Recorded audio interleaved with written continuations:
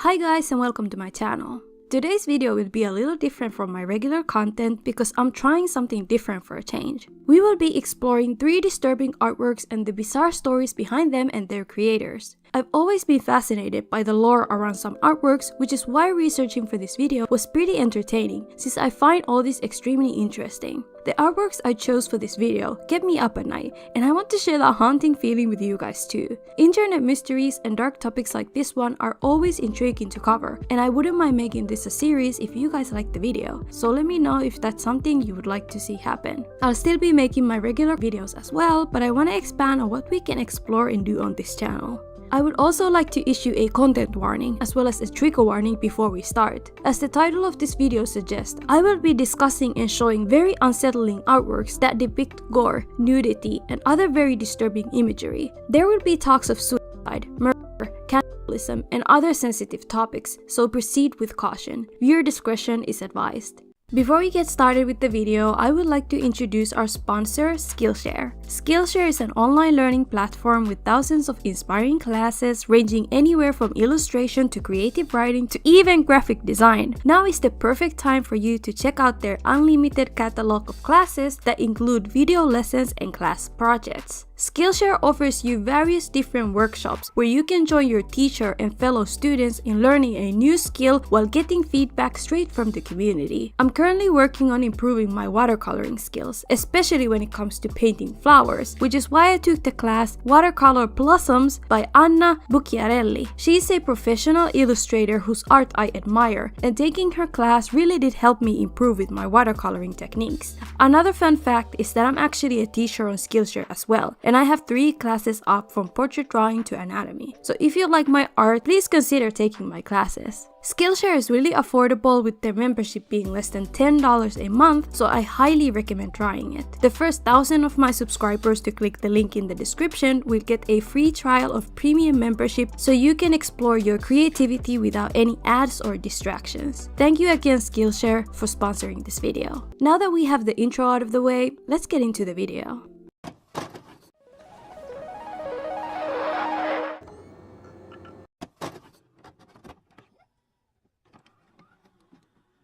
Our first artwork is a series of untitled paintings from a Polish artist called Czesław Beksinski, who was famous for his very unsettlingly detailed paintings illustrating anxiety, despair, and death. Beksinski studied to become an architect and proceeded to work as a construction site supervisor after graduating in 1955. In his early career with art, he dabbled in photography and sculpting, using construction site materials available to him to sculpt his pieces. Beksinski was most known for his very haunting and despair-inducing paintings, bringing to life our deepest nightmares. His main focus was painting abstract paintings, though his later work morphed into surrealism. In the 1960s, Beksinski entered his self-proclaimed fantastic period where he would create his most well-known works to date. The paintings themselves would be hauntingly detailed while depicting surrealistic environments in a gloomy Gothic-inspired manner. His artworks portrayed death, decay, gore, rust, and despair while enamoring the onlooker to feel uneasiness the more they looked upon the art. Beksinski himself said, and I quote, "I wish to paint in such a manner as if I were photographing dreams," though some argue that the dreams he painted were more of nightmares than anything else.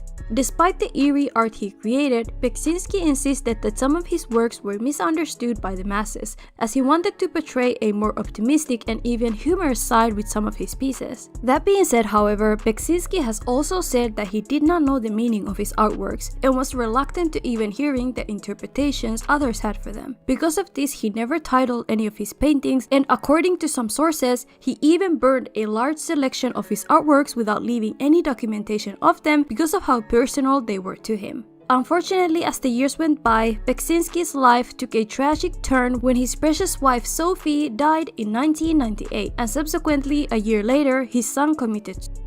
Beksinski was the one to discover his body, and being unable to come to terms with his loss, he fell deeper into his artwork. The years preceding the loss of his family, Beksinski's artwork grew darker and eerier. In some artworks, you can see the despair and loneliness seeping through the canvas as you gaze upon the dreamlike state of the artwork. Some say that Beksinski incorporated his family into his paintings, symbolizing his feelings of grief and the inevitability of death. This is only speculation, however, since everyone perceives his art differently. Beksinski's life would end tragically in the year 2005, when his dead body was discovered at his home with 17 stab wounds. He had been brutally murdered, and after the autopsy, it was discovered that 2 of the 17 stab wounds were fatal. After some investigation, the police found a 19-year-old acquaintance of Beksinski to be the culprit of the murder. The attacker was the son of Beksinski's longtime caretaker. This attacker got angered by Beksinski's refusal to loan them $100, so they decided to brutally murder him in a fit of rage, with the help of a friend. The attacker was sentenced to 25 years in prison for his heinous act, and the accomplice was sentenced to 5 years in prison.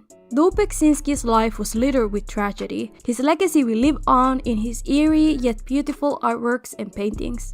To honor him, the Polish government opened a museum to remember and celebrate his work.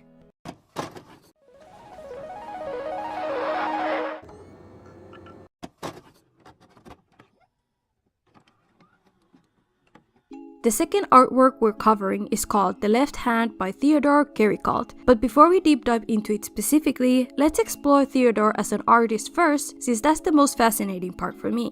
Theodore was a French painter who was deemed to be one of the pioneers of the Romantic movement. His most well-known painting is a work called The Raft of the Medusa, which is still being displayed in the Louvre as we speak. Theodore's The Raft of the Medusa painting depicted a catastrophic shipwreck tragedy that happened on a ship called Frigate Medusae. Due to the ship being wrecked, the captain of the ship forced around 151 of his passengers to take refuge on a makeshift raft. Soon after this, the captain abandoned the raft and the passengers on it, which led to most of the passengers on the raft dying of horrible conditions and starvation. The surviving passengers were left with no other option but to indulge in cannibalism to stay alive. Only 15 passengers were rescued alive, and the tragedy resulted in mistrust for authority among the French citizens.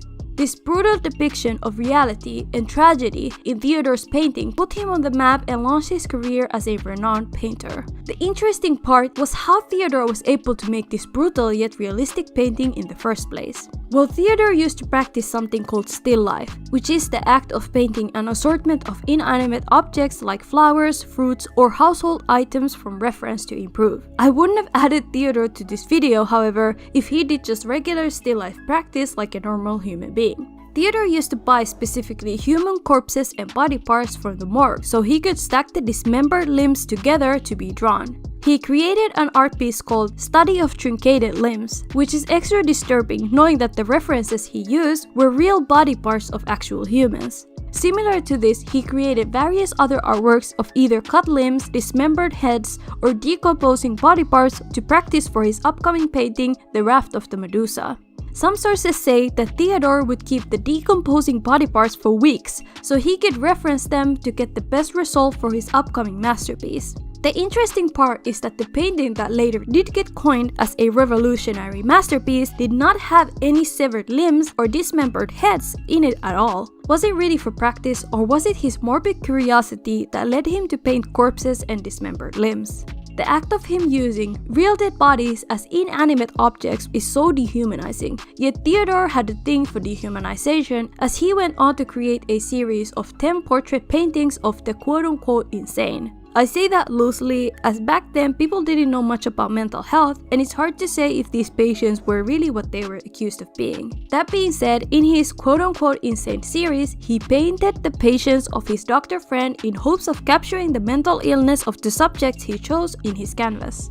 This all leads to the infamous painting he made called The Left Hand, which was an artwork he made of his own left hand merely 8 hours before passing away. This unsettling painting is said to be haunted and cursed because anyone who stares at it for too long feels a push or a grabbing sensation due to looking at the painting. Many say the souls of the corpses he used to reference haunt the painting. It has been taken off from public viewing and is rumored that it's due to the mysterious incidents surrounding that painting. Though I can't say I'm convinced that the painting is haunted, I can certainly say it's very troubling to know that this was painted 8 hours before he passed away from tuberculosis. His hand looks so fragile, yet it's the same hand that bastardized numerous dead bodies for the sake of art.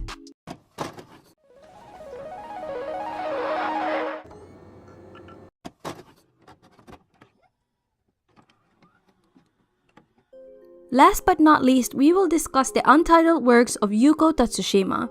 Yuko Tatsushima is a Japanese doll maker, painter, photographer, and actor. She was born in 1974 and graduated from the Yoshibi University of Art and Design in 1999. She starred in a horror movie called S94 in 2009. This is the extent of what I could find about Yuko from Google itself. However, the stories about her life start to differ from here on out depending on what your source is. In one of the blog posts about Yuko posted in 2017, the author alleges that Yuko was deemed to be the quote-unquote psycho artist of Japan. The post said the following, and I quote, "She was a very popular artist in Japan, but now she's crazy. No one would even accept her anymore." In the same post, the author alleges that after Yuko experienced something very traumatic, she fell into depression and spiraled into insanity. She was allegedly sent to psychological treatment, and while in this state, Yuko poured her complicated feelings into her art, creating her most disturbing artworks. I want to make it clear that this is all alleged, and this author didn't provide much proof or any sources for these claims, so take everything they say with a huge grain of salt. In fact, after doing a little bit more research on Yuko, it seems that this post was not true at all, since the timeline of it doesn't add up. One interesting thing that I did find from this blog post was a link to Yuko's website. I cannot confirm if this website is indeed Yuko's, but I have seen some sources say that it is. So again, take it with a grain of salt. I went to explore the link in the post and it took me to a very creepy and dark website that was all in Japanese. It was a gallery of sorts where Yuko's paintings, doll work, and photography were all in one place. It even had an about page where I got a little bit more information about Yuko. It seems that the latest updates made about her on that specific website was in 2002, as there wasn't anything new added about her or her work after that year. This is odd to me, as Yuko performed in a horror movie in 2009, and you would think that she would add such an impressive feat to her website if it indeed was hers. Unfortunately, this is the extent I found about Yuko as an artist, but let's discuss her art a bit more, since that's what really drove me to find more information on her in the first place. Yuko created artworks that looked deranged and highly disturbing, which would incite the feeling of fight or flight in some of the onlookers who would gaze upon her work. They were beautiful yet frightening, which caused them to become viral on the internet once the creepypasta community got a hold of them. Yuko's most known work has to be The Girl with the Long Neck, which is called Untitled. However, according to her alleged website, the piece isn't actually untitled, though many say that it is. On the website, the artwork is titled, "I Cannot Be My Wife Anymore," and it was created in 1999. According to the rumors and creepypastas around this specific artwork, it is said that if you look at it for too long, it will make the spectator want to take their own life. The internet created stories about this allegedly cursed artwork, and thus this piece was added to many scary stories told online. Going back to that blog post I discussed earlier, I think the person who wrote it was an avid fan of creepypastas, which is why they created that story around Yuko to make the urban legend around her even more tragic. As I mentioned before, however, Yuko created the artwork in 1999 and was active in her alleged website until 2002 and even starred in a movie in 2009. So the stories about her falling into depression because of a traumatic experience and thus creating these artworks because of that doesn't seem to add up. In the end, we don't really know the truth, but it certainly would be interesting to know what went through her head when she created these pieces. Anyway, I can see why the creepypasta surrounding her artwork seem believable, since looking at some of her pieces make you feel despair because of how demented they look. That being said, they are beautiful in their own right, and though they scare the shit out of me, I can't seem to look away.